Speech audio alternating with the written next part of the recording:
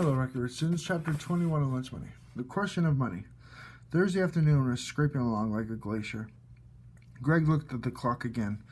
Not even 4 minutes had passed. It was still almost the beginning of fifth period. Miss Chalmers was teaching them a new piece of music, and she was working with the sopranos first.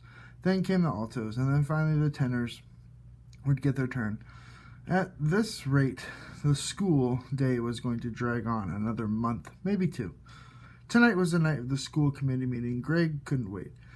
He was eager to stand up and talk to grown-ups, a whole crowd of them, and he was going to state his case. He might even have an argument. The part was exciting to him. Greg was dying to see what everyone would think about his comic book club.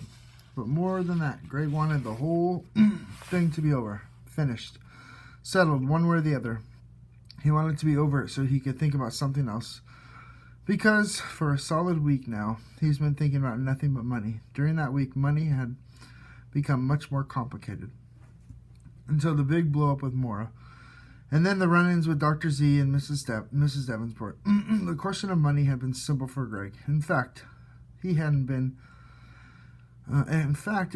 a question. Money was money. Money was great. It was good to make it, good to have it, good to save it, and it was always good to want more and more and more of it. Money. Simple. Also, Greg's attitude about money used to be private until he had to start telling to sell Chucky comic books how he made his money and for what he does with it as nobody's business but his. And tonight he was going to have to stand up in public and try to tell these people why he ought to be allowed to sell comic books and make some money at school. It helped that Mora was in on the deal, and Mr. Z too. But Greg knew that he couldn't think about money the way he did. They thought he was a nutcase, a money maniac, and tonight, even if everybody else thought so too. And worse than that, what if it actually true? Greg thought, maybe I really am a greedy little money grabber. Maybe I really don't care about anything but myself. Ladies and gentlemen, meet Greg Keaton, the greediest, most selfish kid on earth. Greg looked at Miss Chalmers. She was going over and over the same 16 notes with the sopranos, smiling, nodding, playing the piano, and singing along. It looked hard. It looked like hard work. And I knew she didn't make a lot of money. He thought, none of the teachers do. And that reminded Greg of his conversation with Mr. Z about other jobs.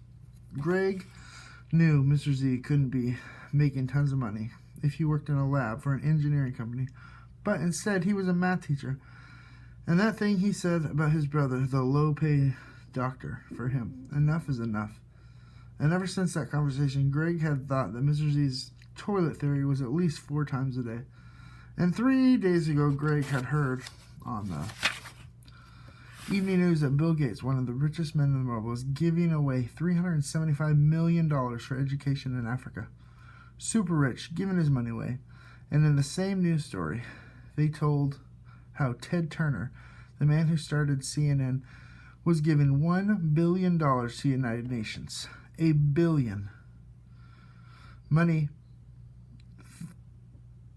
thoughts had been following him everywhere, around the school, over the soccer field, across the town, to his home, even into the bathroom. Greg couldn't get away from them.